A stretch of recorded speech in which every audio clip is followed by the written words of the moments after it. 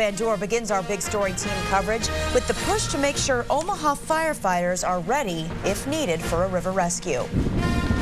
Brandy, right now the levees are holding in the Omaha area, but if one breaks, some Omaha firefighters are now trained as flood first responders. Their valuable training coming from members of the U.S. Coast Guards on borrowed boats. The U.S. Coast Guard knows how to navigate on water.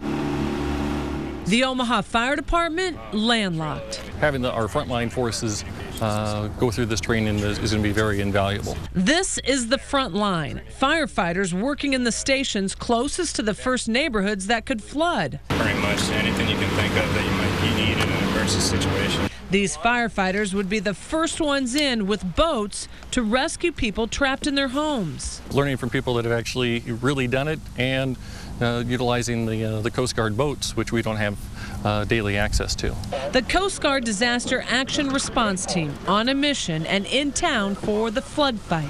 We're also explaining to them some of the hazards that may be encountered with operating in flood conditions. Guardsmen bring 3 flat-bottom boats to train about 100 firefighters. Not your typical everyday boating operation when you may hit stop signs, mailboxes, fire hydrants, things like that. The Coast Guard says Carter Lake is a perfect place for this type of training. It's smooth. There's not a lot of boat traffic this time of day, and if floodwaters did get into a neighborhood, this is what the conditions would be like.